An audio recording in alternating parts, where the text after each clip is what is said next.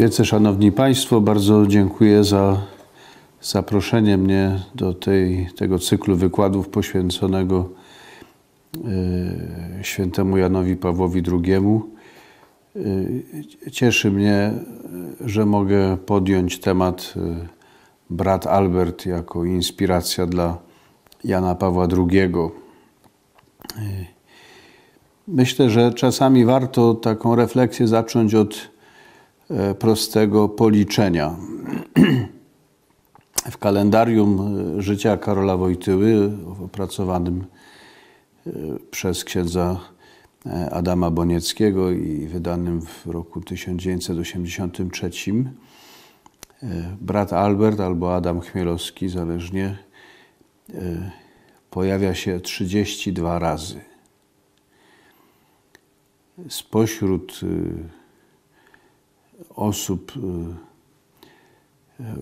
wszystkich osób wymienionych w kalendarium, częściej wymienione są tylko 3 osoby, które kardynał Karol Wojtyła znał w swoim życiu osobiście, i to jest Paweł VI, to jest kardynał Sapiecha i to jest kardynał Wyszyński. Oni są częściej wymieniani niż święty brat Albert. Natomiast spośród świętych i wszystkich osób o charakterze historycznym, jakie się pojawiają w kalendarium, częściej występuje wyłącznie święty Stanisław, biskup krakowski, którego wiadomo przyszły papież był następcą. Więc Stanisław ze Szczepanowa pojawia się w kalendarium 65 razy, natomiast brat Albert 32. Więcej niż święta Jadwiga Królowa, która się pojawiła w kalendarium razy 30. Więcej niż Jan Kanty, którym był bardzo przecież Karol Wojtyła zafascynowany. Jan Kanty występuje w kalendarium 25 razy. Co więcej, jak czytamy to kalendarium, to odkrywamy też takie swoiste refreny duszpasterskie w działalności księdza, ale potem już biskupa, arcybiskupa kardynała Karola Wojtyły. I niewątpliwie takim refrenem była msza święta odprawiana w Krakowie w intencji przyszłej beatyfikacji brata Alberta. W kalendarium można taką celebrę znaleźć aż 12-krotnie i pierwszy raz taką Eucharystię z prośbą o beatyfikację brata Alberta jako biskup Karol Wojtyła sprawuje niespełna 2 miesiące po swojej sakrze biskupiej w listopadzie w roku 1958. I potem widać, że zawsze jako biskup pomocniczy był wierny tej celebracji, a później, kiedy został ordynariuszem, nie zlecał jej pomocniczym biskupom, tylko sam dalej tej mszy świętej przewodniczył. Więc to jest może pierwsza taka liczba, która daje do myślenia. Te 32 razy pojawienia się świętego brata Alberta w kalendarium życia Karola Wojtyły. Oczywiście mówimy o czasie wyłącznie do października roku 1978. Wiele też może nam powiedzieć o tej uwadze, jaką Karol Wojtyła, przyszły Jan Paweł II poświęcał osobie brata Alberta. Taka praca wydana przez już świętej pamięci księdza Kazimierza Bukowskiego. Świadectwo oddania bez reszty, przemówienia, homilie i utwory Karola Wojtyły, kapłana, biskupa, kardynała i papieża o bracie Albercie Adamie Chmielowskim. To jest praca, która wyszła w Krakowie w roku 1990.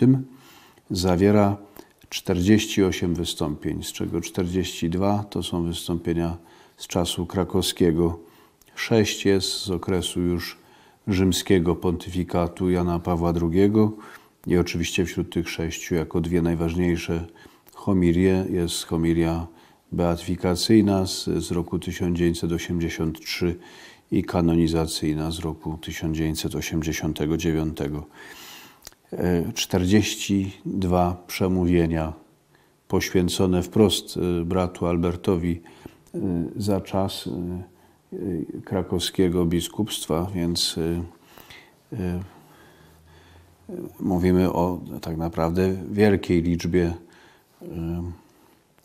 wystąpień i te liczby obydwie, czyli te 32 przywołania i te 42 homilie niewątpliwie pokazują, jaką wagę i znaczenie dla Karola Wojtyły miał brat Albert, Adam Chmielowski. Oczywiście oni się nigdy w życiu nie spotkali. Karol Wojtyła urodził się 4 lata niespełna 4 lata po śmierci świętego brata Alberta. Wtedy pytanie, które się nasuwa, jest następujące. Kiedy Karol Wojtyła tak naprawdę pierwszy raz mógł się zetknąć z osobą Adama Chmielowskiego, brata Alberta? Odpowiedzi na to pytanie szukał też już dziś niestety nieżyjący, dokładnie od miesiąca nieżyjący, wybitny historyk sztuki, znawca Krakowa, dr Stanisław Dziedzic, który 3 razy w życiu zmagał się przynajmniej z tym tematem wzajemnych związków brata Alberta i Jana Pawła II. 3 razy podchodził do tego tematu. Pierwszy raz w 2007 roku w takim szkicu Sztuka i posłannictwo bracia naszego Boga. Adam Chmielowski i Karol Wojtyła. Później, najpierw w języku angielskim, a potem w języku polskim ukazała się taka praca u podstaw tych samych wyzwań Albert Chmielowski i Karol Wojtyła. We wszystkich tych 3 pracach Stanisław Dziedzic mówi, że pierwszy raz Karol Wojtyła zetknął się z bratem Albertem jeszcze w okresie wadowickim w gimnazjum w 14 roku życia. Wtedy chyba pierwszy raz miał okazję o nim usłyszeć, a tak już na poważnie i w taki sposób znaczący w pierwszych 2 latach swoich studiów krakowskich na Uniwersytecie Jagiellońskim w roku 1938 i 1939. W każdym razie ta fascynacja musiała być dość wczesna, a takim szczególnym dowodem fascynacji Karola Wojtyły bratem Albertem jest wydarzenie, które wspomina i ksiądz Boniecki w kalendarium, i Stanisław Dziedzic w jednej ze swoich prac. Wydarzenie z czasów już rzymskich studiów księdza Karola Wojtyły w roku 1947 na Boże Narodzenie w Kolegium Belgijskim, gdzie ksiądz Wojtyła swoje studia odbywał. W Wigilię Bożego Narodzenia odbyło się międzynarodowe spotkanie. I oczywiście na tym międzynarodowym spotkaniu studenci z różnych krajów przedstawiali to, co dla nich najcenniejsze, czym się mogli podzielić z innymi współbraćmi. I wtedy po rozmaitych utworach w różnych językach ksiądz Karol Wojtyła w języku francuskim przedstawił jeden, dokładnie ostatni akt sztuki Adama Bunsza, która nosiła tytuł Przyszedł na ziemię święty.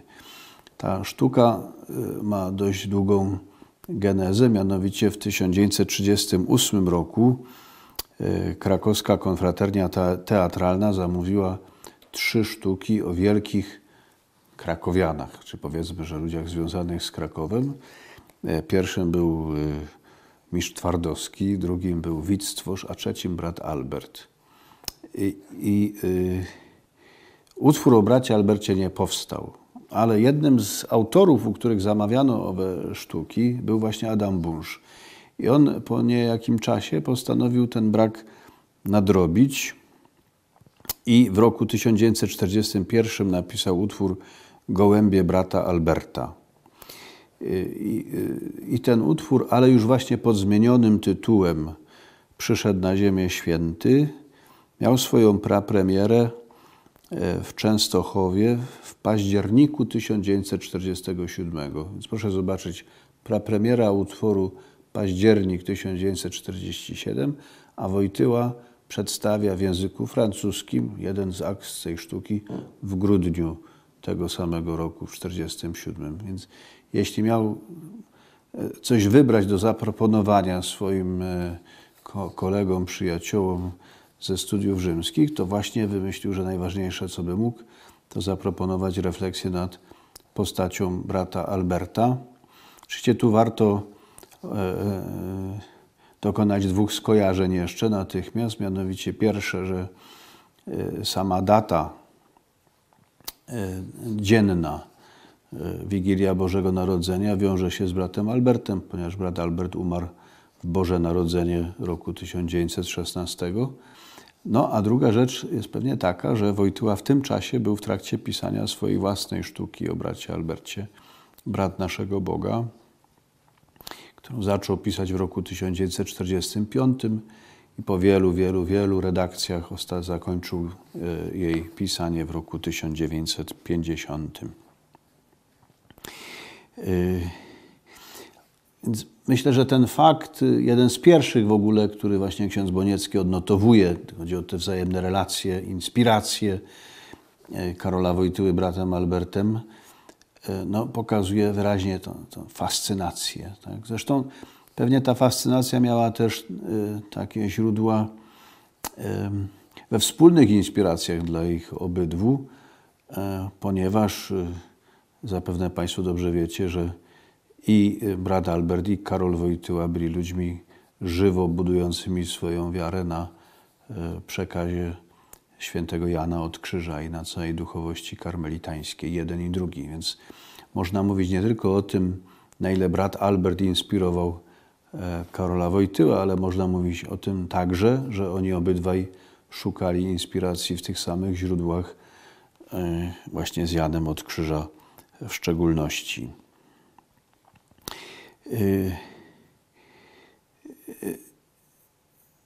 Skąd ta fascynacja i w jakim kierunku szły te inspiracje, których się spodziewamy u Karola Wojtyły od brata Alberta? Wydaje się, że ona ma dwa wymiary czy dwa kierunki i to właściwie od samego początku, jeśli na przykład tego początku szukać już wyraźnie właśnie w dramacie Brat naszego Boga. Jeden wymiar to jest wymiar najbardziej osobisty, głęboko osobisty, powiedziałbym powołaniowy, czyli taki wpływ brata Alberta, który sięga dokonywanych przez Karola Wojtyłę indywidualnych wyborów życiowych, a drugi wpływ dotyczy raczej Kościoła, nazwałbym ten wymiar eklezjalnym, czyli takim, który podkreśla przesłanie brata Alberta, jego wagę dla Kościoła w Polsce i dla Kościoła powszechnego. I jeśli Państwo pozwolą, chciałbym spróbować się z obydwoma tymi wymiarami inspiracji brata Alberta w stosunku do Karola Wojtyły choć trochę zmierzyć. Najpierw ten wymiar najbardziej osobisty, indywidualny. W kalendarium księdza Bonieckiego pierwszy zapis, który wiąże obie postacie, brata Alberta i Karola Wojtyły, pojawia się pod datą 8 grudnia 1944. I w tym zapisie jest przywołana relacja kolegi z seminarium Karola Wojtyły, mianowicie księdza Franciszka Koniecznego. Ksiądz Franciszek opowiada o fascynacjach kleryka Wojtyły i wśród tych fascynacji na pierwszym miejscu jest praktyka miłosierdzia. Mówimy o kleryku. I w tej praktyce miłosierdzia kleryk Karol ma dwa osobowe wzorce, mianowicie arcybiskupa Sapiechę i brata Alberta. Obaj ci wielcy ludzie, brat Albert i arcybiskup Sapiecha, są nazwani są określeni jako ci, którzy są zaślubieni Pani biedzie. Proszę pozwolić na cytat ze wspomnienia księdza Franciszka Koniecznego. Po jakimś czasie zaczęła się też gromadzić bieda krakowska pod drzwiami naszego mieszkania. Konkretnie domagano się przywołania księdza Wojtyły. Pamiętam, jak zapukał do naszego pokoju mężczyzna i poprosił o przywołanie księdza Karola. Podszedł do proszącego, rozmawiając z nim na korytarzu. Wraca do siebie, schyla się i z walizeczki znajdującej się pod łóżkiem zabiera sweter, kryjąc go pod sutanną. Nowiutki sweter, który dopiero wczoraj otrzymał od pana Kotlarczyka. Sam marzł i dygotał z zimna. Dzielił się z biedakami, czym mógł. Więc mamy pierwsze świadectwo w kalendarium i to jest świadectwo bliskości kleryka Karola Wojtyły z ludźmi biednymi, z ludźmi marginesu, z ludźmi bezdomnymi. Może trzeba by po prostu powiedzieć z ludźmi prostymi. I tu inspiracja jest podwójna, to znaczy już ten brat Albert dochodzi do głosu, ale jest też własne doświadczenie życiowe, o którym już arcybiskup Wojtyła powiedział w 50. rocznicę śmierci brata Alberta.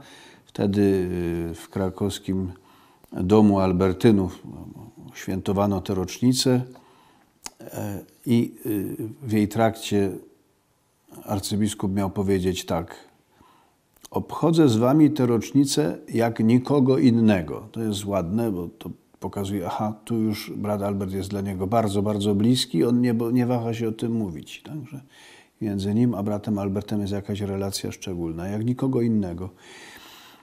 A potem mówi tak: brat Albert miał przytulisko, a ja Solwaj. Więc to jest to doświadczenie osobiste, jeszcze przedseminaryjne, kiedy Wojtyła spotkał się z ludźmi prostymi, z ludźmi prostej fizycznej pracy. I miłosierdzie i ubóstwo spięte ze sobą to jest taki rys duchowości Karola Wojtyły, który w jego życiu będzie już obecny zawsze. On nie jest łatwo uchwytny, bo o nim też nie da się za bardzo mówić, to jest oczywiste. Jak ktoś praktykuje ubóstwo i miłosierdzie, to o tym nie opowiada. Trudno jest też widziany z zewnątrz, bo pytanie jest, czy biskup może żyć ubogo, prawda?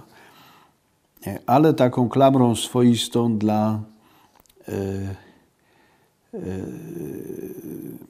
dla tej intuicji jest fakt znany z pierwszych dni pontyfikatu Jana Pawła II, kiedy po jego wyborze do Krakowa z Watykanu przysłano dużego tira, żeby zabrał rzeczy nowo wybranego papieża do Rzymu. No i okazało się, że tir wrócił do Rzymu z jedną walizką w środku.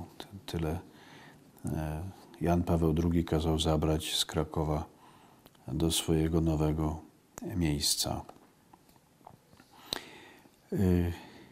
Więc mówimy o ubóstwie. To jest ubóstwo franciszkańskie. Ojciec Święty zawsze podkreślał, że jest mu bliski ideał franciszkański, a nikt w dziejach Kościoła od świętego Franciszka nie zrealizował go tak dobrze w całym świecie, jak święty brat Albert, który ten ideał franciszkański wypełnił najlepiej, najgłębiej, najkompletniej.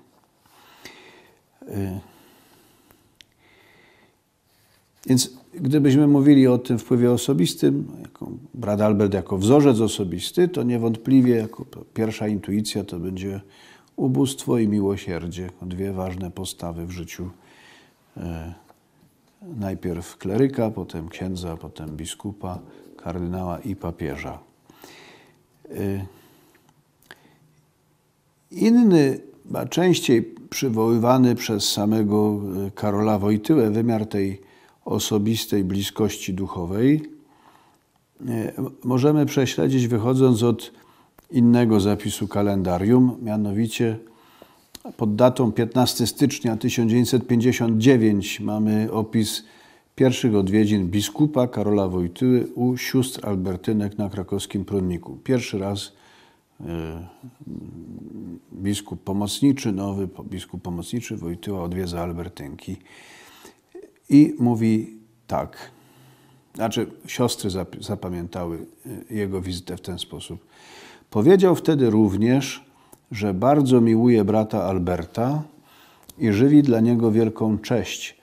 Rozumie też, czym było dla tego człowieka porzucenie sztuki, gdyż sam ma żyłkę pisarską, a teraz nie ma na to czasu. Jest to dlań wielkim wyrzeczeniem. A więc pojawia się drugi wymiar tej bliskości ducha, bliskości Karola Wojtyły do brata Alberta, mianowicie właśnie to zmierzenie się z życiowym powołaniem, w które wpisane jest odrzucenie sztuki. Jak widać, wtedy biskup Wojtyła mówi o tym, że musiał zostawić na boku twórczość literacką i że nie ma na nią czasu. Choć dobrze wiemy, że tej twórczości literackiej ostatecznie tak całkiem nie porzucił. Niemal zupełnie porzucił ją, kiedy został papieżem. Znaczy, kiedy został papieżem, to przez 24 lata nie opublikował żadnego wiersza. Po 24 latach pontyfikatu, jak dobrze Państwo wiecie, opublikował tryptyk rzymski. To był rok 2003. Od 1978, od października, Jan Paweł II nie publikował poezji. Więc wtedy też można powiedzieć, że też porzucił twórczość literacką, ale siostry się dobrze domyślały, on też dobrze mówił, ponieważ kiedy zdecydował się wstąpić do seminarium, ostatecznie do seminarium duchownego, to wtedy też postanowił, że do czasu zostania kapłanem zrezygnuje z twórczości literackiej jakiejkolwiek. To wiemy z relacji Tadeusza Kudlińskiego, jednej z ważnych osób w życiu Karola Wojtyły, w jego studiach filologicznych i w jego przygodzie teatralnej w Teatrze Rapsodycznym. Więc Kudliński miał przychodzić do Karola Wojtyły, do kleryka i namawiać go na jakąś formę twórczości literackiej, ale kleryk odpowiadał zawsze konsekwentnie, że nie, ponieważ do czasu święceń zrezygnował z tej działalności. Natomiast ci, którzy opisują życie przyszłego papieża, to mówią częściej o tym, że musiał zrezygnować i tutaj musiał rzeczywiście zrezygnować w sposób pełny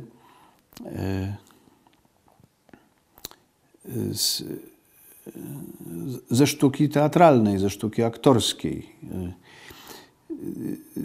Wspomniany przeze mnie Stanisław Dziedzic, właściwie wszystkie 3 szkice poświęcone Wojtyle i bratu Albertowi, zaczyna od opinii zazwyczaj powściągliwego Juliusza Osterwy, którą miał wypowiedzieć 1 listopada 1942 roku o Wojtyle. I ta opinia brzmiała tak: zapowiada się nadzwyczajny aktor. I kiedy już właściwie te opinie wszyscy podzielali, łącznie z tym, że snuli plany co do Karola Wojtyły, że w powojennej Polsce, w powojennym Krakowie będzie postacią pewnie jedną z tych najbardziej ambitnych, pierwszych na scenie Teatru Słowackiego, kiedy już wszyscy wiedzieli, że tutaj rośnie właśnie nadzwyczajny aktor, to Karol Wojtyła zdecydował się wstąpić do seminarium duchownego. I tak jak mówię, to zerwanie ze sceną było raczej pełne, no bo trudno uznać za wielkie aktorstwo ten występ wspomniany wyżej w Collegium Belga, albo no, fakt, że jako wikariusz prowadził na parafii teatr młodzieżowy.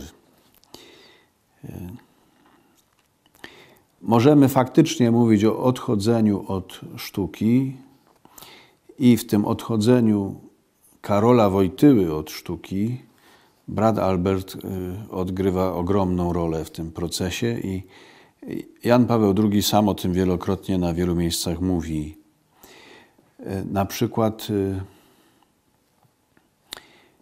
w książce Wstańcie, chodźmy, autobiograficzna książka Ojca Świętego, opublikowana w roku 2004. Mówi tak: fascynowała mnie jego osobowość, brata Alberta. Widziałem w nim model, który mi odpowiadał. Jego dzieje bardzo mi pomogły zostawić sztukę i teatr i wstąpić do seminarium duchownego. Dalej w innej autobiograficznej książce Dali Tajemnica, wcześniejsza, wydana w 1996 roku. Wielu autorów utrwaliło w polskiej literaturze postać brata Alberta. Również i ja, jako młody kapłan, poświęciłem mu utwór dramatyczny zatytułowany Brat naszego Boga, spłacając w ten sposób szczególny dług wdzięczności, jaki u niego zaciągnąłem. Czyli brat Albert, jak widać, tu nie mówimy już tylko o jakiejś inspiracji, tylko tu mówimy o jakimś doświadczeniu wręcz komunii, w której pojawia się miejsce na wdzięczność. Czyli młody Karol Wojtyła, który dokonuje radykalnego wyboru w swoim życiu, zostawia sztukę, wybiera kapłaństwo, jest wdzięczny bratu Albertowi za to, że on mu w tym zakresie pomógł.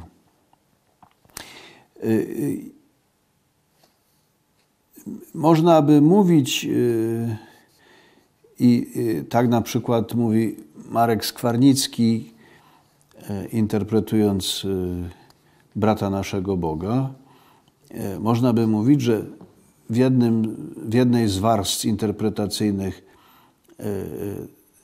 Brat naszego Boga jest tak naprawdę dramatem autobiograficznym. To znaczy, to jest dramat o bracie Albercie, ale jednocześnie jest on o Karolu Wojtyle. Marek Skwarnicki pisał 3-krotnie wstępy do publikacji wydawanej przez Krakowski Znak utworów literackich Karola Wojtyły. Ostatnie wydanie jest z roku 2004, Poezje, dramaty i szkice Karola Wojtyły, Jana Pawła II. I w tym 3. wydaniu mówi wprost o tym, że brat starszy w Bracie naszego Boga to jest alter ego Karola Wojtyły, a dramat brata Alberta jest dramatem Karola Wojtyły.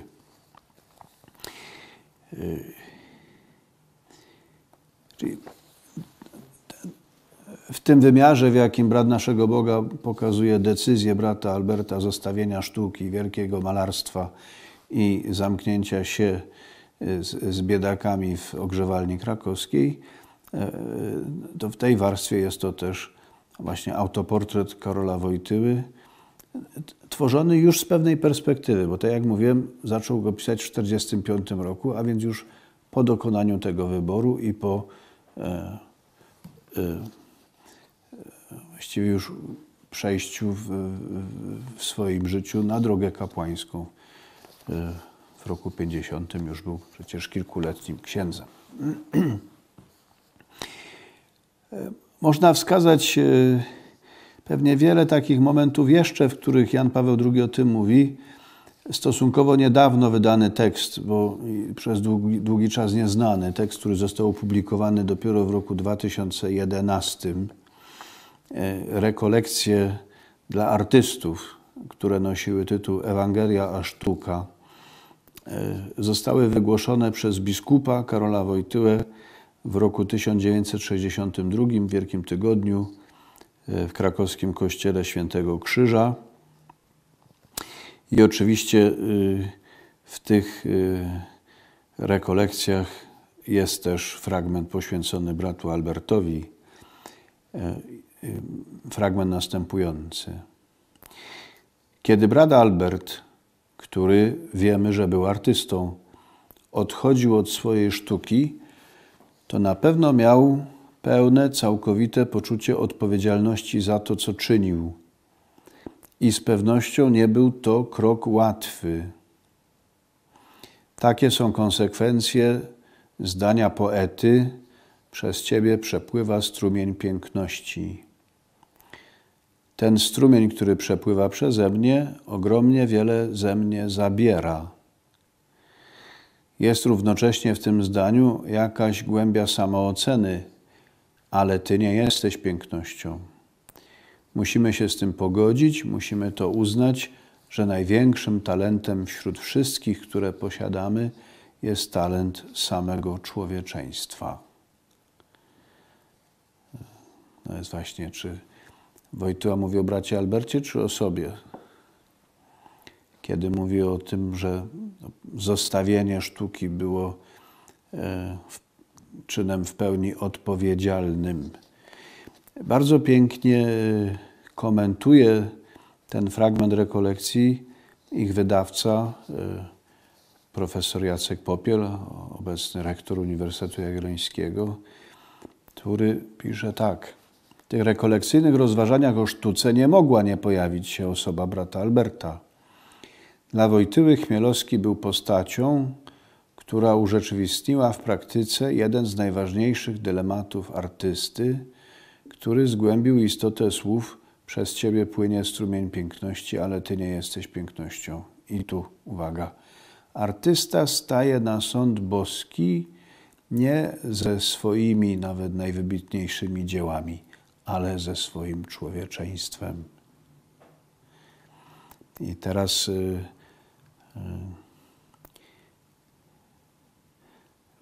widzimy, że brat Albert nie przestał być artystą, kiedy przestał malować, ponieważ był dalej artystą swojego człowieczeństwa. To jest głęboka myśl Adama Chmielowskiego. Nie mamy na tyle czasu, ale jeśli się czyta jego teksty poświęcone sztuce, teksty z czasów, zanim wybrał drogę życia zakonnego, to wyraźnie mówi o tym, że sztuka musi mieć głęboki wymiar osobisty i że dobrze skrojona suknia albo dobrze ułożony klomp kwiatowy mogą być większym dziełem artystycznym niż niejeden wielki obraz, jeśli tylko bardziej pokazują osobę. Czyli to, co ostatecznie się liczy w sztuce, to osobisty rozwój człowieka. I on jest ważniejszy niż tworzone ostatecznie przez jego dzieła. Więc Wojtyła mówi to samo w tym tekście rekolekcji w roku 1962 jako młody 3,5-letni biskup pomocniczy krakowski. Myślę, że jednym z ostatnich tekstów, w którym Jan Paweł II jeszcze nawiązywał do brata Alberta i do tego, jak mu pomógł w wyborze życiowym, w odkryciu powołania i w pójściu za powołaniem, to jest tekst przemówienia, które Jan Paweł II skierował 1 kwietnia 2004 roku do młodzieży Rzymu i Lazio przed Światowymi Dniami Młodzieży. Wtedy mówił o tym, że w życiu nie wolno zmarnować talentów i że odkrywając te talenty trzeba znaleźć swoje powołanie, za nim pójść i że jemu osobiście w tym pomógł brat Albert, który w pełni zrealizował swoje talenty, więc nie porzucił tylko sztuki, ale w pełni zrealizował swoje talenty i też stał się dla Ojca Świętego osobistym punktem odniesienia, jak to uczynić. Chciałbym wejść jeszcze z konieczności nie za długo w ten drugi wymiar inspiracji, ale o nim się chyba częściej i łatwiej mówi, ten ogólnokościelny, czy znaczenia brata Alberta dla Kościoła w Polsce, tak jak je postrzegał Karol Wojtyła. I możemy to uczynić, oddając jeszcze raz głos Markowi Skwarnickiemu i komentującemu brata naszego Boga. Marek Skwarnicki pisze tak. Gdy poruszamy kwestię społeczną w myśleniu pisarza, oczywiście Wojtyły, to nie możemy ominąć brata naszego Boga, powstałego w czasach początków inwazji marksizmu, leninizmu na kulturę, na umysłowość Polaków i na poglądy społeczeństwa. Ten dramat jest w istocie rzeczy rozprawą z teorią i praktyką rewolucji marksistowskiej i z wszelkim gwałtem rewolucyjnym. W tym dramacie zostaje też określona rola duchownych wobec walczących o sprawiedliwość społeczną mas. Koniec cytatu. Ale warto jeszcze przytoczyć takie właśnie intuicję, którą Skwarnicki zapisuje we wprowadzeniu do literackich dzieł Karola Wojtyły. Mianowicie komentuje zdanie, które wypowiada brat starszy, pewnie jedno ze sławniejszych zdań brata naszego Boga. Wybrałem większą wolność. I komentarz jest taki, o jaką wolność chodzi. Wolność od przemocy i gwałtu i wolność przeżywania miłosierdzia Bożego. Czyli odpowiedzią na komunizm jest miłosierdzie. W tekście brata Alberta, w tekście brata naszego Boga, miłosierdzie jest odpowiedzią na gniew, jaki proponuje komunizm jako formę rozwiązania kwestii społecznej. Mówimy o odpowiedzi, jaką komunizmowi dał człowiek liczący sobie 25 lat. 25 do 30, tak? Więc nieraz słyszałem kardynała Stanisława Dziwisza, który mówił, zachwycał się tym, jak młody Wojtyła sformułował niesłychanie dojrzałą odpowiedź na wyzwanie komunizmu, przed którym tak naprawdę Polska dopiero wtedy stawała, polskie społeczeństwo, też polski Kościół. Dzisiaj fragmentem, myślę, kluczowym brata Alberta, który tę odpowiedź pokazuje, jest ten niesamowity dialog, jaki Adam Chmielowski toczy z nieznajomym. Wiemy z rozmowy Jana Pawła II z Georgem Weiglem, że ten nieznajomy to jest Lenin w zamyśle Karola Wojtyły. To jest nawiązanie do takiego podania, że brat Albert w życiu miał się z Leninem spotkać. I właśnie nieznajomy raz po raz nachodzi Adama i mu mówi o tym, że najważniejsze, jeśli się chce pomóc ludzkiej biedzie, to jest wyzwolić gniew, który się kryje w masach. Adam w to do końca nie wierzy, natomiast oczywiście nieznajomy nie wierzy w tę propozycję, jaką formułuje Adam. Więc chrześcijaństwo jest w ustach nieznajomego drogą niewłaściwą. Miłosierdzie jest upokorzeniem dla tych, którzy je otrzymują. Dla tych, którzy świadczą, to miłosierdzie jest życiem w aureoli żebractwa. Takie pada określenie. Natomiast Adam, czytaj także jego alter ego, odpowiada, że ostatecznie idzie o to, żeby człowieka naprawdę dźwignąć, a nędza człowieka jest głębsza niż zasób wszystkich dóbr, jakie by można było osiągnąć, kiedy się da upust gniewowi. Tak? Bo ostatecznie gniew do tego prowadzi, że można sięgnąć po wszystkie dobra, jakie mają bogaci. Tak? Natomiast Adam mówi, nie, te potrzeby człowieka, żeby został wydźwignięty ze swojej nędzy, są głębsze niż te wszystkie dobra, które gniew może pozyskać. No i tu jest ten niesamowity właśnie dialog, kiedy nieznajomy przyjmuje też takie wyzwanie ze strony Adama, zresztą ono jest obustronne, że pójdzie do ogrzewalni i wypowie te swoje propozycje rewolucyjnego gniewu wobec wszystkich tam żyjących biedaków. Też charakterystyczne, zawsze mnie to uderzało w tym tekście, że Adam musi go tam zaprowadzić, bo Lenin nigdy tam nie był i nie zamierzał pewnie tam bywać. Nie zna tego adresu. Natomiast Adam go zna. Tak? No i potem następuje przemówienie nieznajomego do tych krakowskich opuchlaków, które się kończy jego kompletną klęską. No i tę klęskę zamyka następujący dialog. Adam. A jednak oni za Panem nie poszli. Na co nieznajomy? A za Panem pójdą, myśli Pan? Będziesz ich Pan mógł zapewne nawlekać na sznurek. Nie. Ja pójdę za nimi. No i po tym stwierdzeniu Adama nieznajomy chce wyjść. Czy wychodzisz Pan ze mną? Nie, ja bym został, mówi Adam. Gdzież będziesz Pan spał w tej norze? Odpowiedź. Właściwie oni mnie już trochę uważają za swego. Zostanę.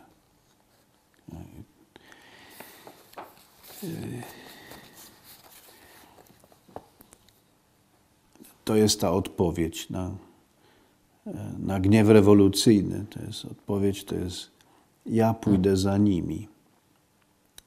I póki co ja z nimi zostanę. Już mnie uważają za swojego.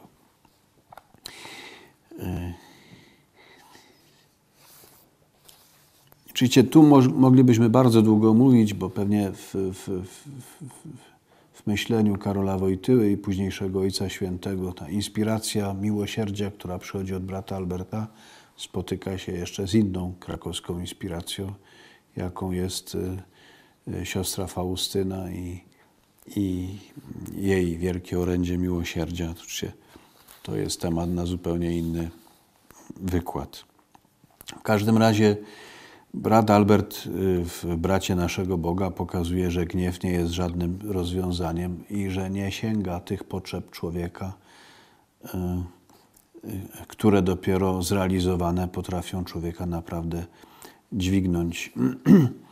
Ja mam tu przy sobie taki tekst dla mnie zupełnie niesłychany. To jest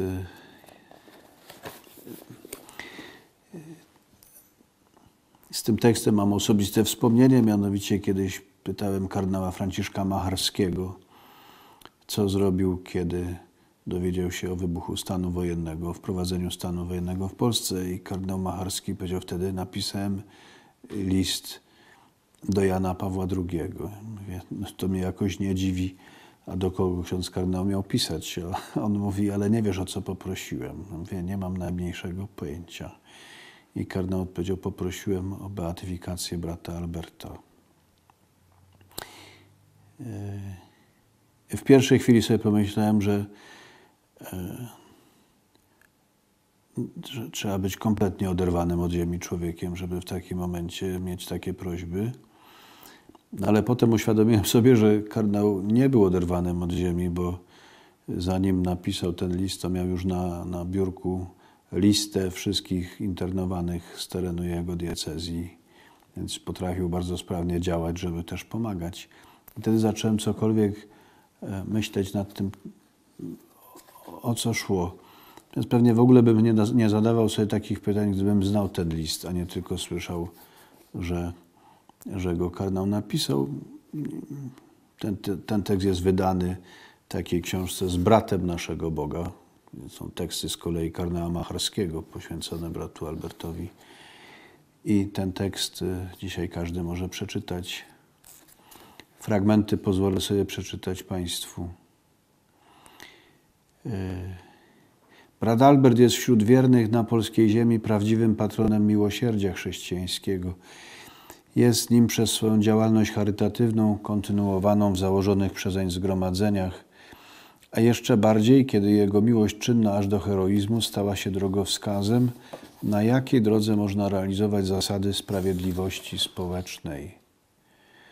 Ojcze Święty, tragiczne losy, próby polskiego narodu usiłującego wprowadzić sprawiedliwy ład społeczny nie na drodze przemocy, ale rozumu i miłości między braćmi i siostrami, wołają o umocnienie przez nowego patrona heroizmu w wyrzeczeniu się rewolucyjnego gwałtu. Ja przeczytam to jeszcze raz. Tragiczne losy, próby polskiego narodu usiłującego wprowadzić ład społeczny nie na drodze przemocy, ale rozumu i miłości między braćmi i siostrami, wołają o umocnienie przez nowego patrona heroizmu w wyrzeczeniu się rewolucyjnego gwałtu. Aby nie zwątpić, wołają o nowego patrona obrony uciemiężonego człowieka, patrona obecności Kościoła po stronie pokrzywdzonych, ale obecności z pełną Ewangelią, patrona wyboru miłości jako większej wolności. To jest orędownika naraz i miłosierdzia, i sprawiedliwości w życiu człowieka i społeczeństwa. Orędownika wobec Chrystusa wyniszczonego miłosierdziem. Więc brat Albert tu jest pokazany jako heroiczny przykład wyrzeczenia się przemocy we wprowadzaniu ładu społecznego. I wiemy, o czym tu jest mowa, że to są pierwsze dni stanu wojennego. 22 grudnia 81. I kardynał Franciszek mówi o tej próbie ustanowienia ładu społecznego w Polsce, jakim była Solidarność. I więc brat Albert staje się tutaj patronem właśnie rozwiązywania problemów, kwestii społecznych na drodze solidarności, a nie przemocy i gwałtu. Więc jest patronem wyrzeczenia się jakiejkolwiek przemocy. Ksiądz kardynał prosił o tę beatyfikację bez oczekiwania na cud do beatyfikacji potrzebny. Cud był i beatyfikacja się odbyła w czerwcu 1983 roku, jeszcze formalnie w stanie wojennym, chociaż zawieszonym na czas pielgrzymki Ojca Świętego do Polski, ale stan wojenny został zniesiony dopiero po owej pielgrzymce. Więc to jest jeszcze inny wymiar tej inspiracji, solidarność przeciw rewolucyjnemu gwałtowi. I tu już widać, jak brat Albert jest patronem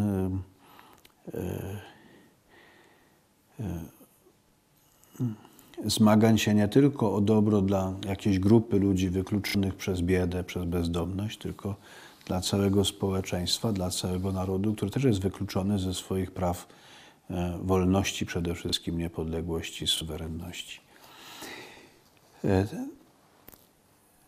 Takie teksty moglibyśmy też znaleźć u arcybiskupa Wojtyły, czy biskupa Wojtyły, też kardynała, bo on w Adamie Chmielowskim widział też patrona patriotyzmu. Wtedy oczywiście odwoływał się do jego czasów z powstania styczniowego i wtedy zwykle Adam Chmielowski pojawia się razem oczywiście z Rafałem Kalinowskim. Bardzo taki ładny tekst z roku 63, kiedy w krakowskim kościele karmelitów wmurowywano tablicę pamiątkową ku czci obu tych przyszłych świętych powstańców, a obecny arcybiskup Wojtyła mówił tak: prośmy Boga, aby na ołtarze wyszli konspiratorzy, członkowie ruchu podziemnego. Co to znaczyło w 1963 roku w Polsce? Proszę pomyśleć. Skoro w naszej historii wypadło nam do wolności przez podziemia się przebijać.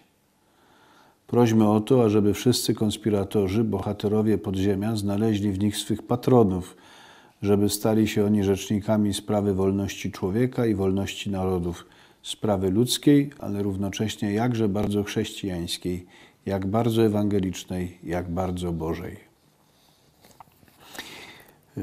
Więc to jest ten polski wymiar niewątpliwie, ale kiedy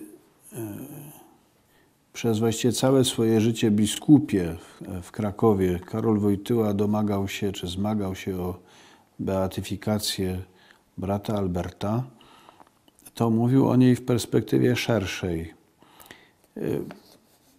Znów kilka tekstów. Najpierw 8 grudnia 1964 właśnie arcybiskup wrócił z soboru, z trzeciej sesji. On miał taki zwyczaj, że w różnych środowiskach opowiadał, co się na soborze działo. I między innymi opowiadał też siostrom Albertynkom. I mówi tak: duch brata Alberta bardzo blisko spotyka się z duchem soboru, duchem dzisiejszego Kościoła. U kapucynów krakowskich w 1967 roku, 25 sierpnia. Osobiście staram się wykorzystać każdą okazję pobytu w Rzymie, ażeby sprawę procesu beatyfikacyjnego brata Alberta przypilnować. Chcemy ofiarować Kościołowi i ludzkości jakąś wielką wartość. I w tym samym duchu u karmelitów 2 lata później. Nieraz bywam w Rzymie i widzę, jak sprawa Kościoła ubogich dojrzewa. Widzę to chociażby po tym znaczeniu, jakie na różnych zgromadzeniach, chociażby na ostatnim synodzie, mają właśnie biskupi i episkopaty tak zwanego trzeciego świata, świata ubogich. Jak ich głos szczególnie bywa słuchany i problemy, które przedstawiają, nabierają szczególnej wagi.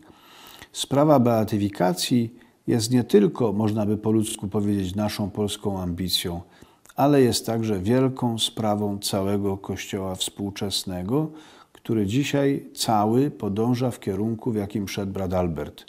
Chcielibyśmy powiedzieć: Ojcze Święty, to do Pawła VI, my tutaj w Polsce mamy człowieka, który jest żywym wcieleniem Kościoła ubogich.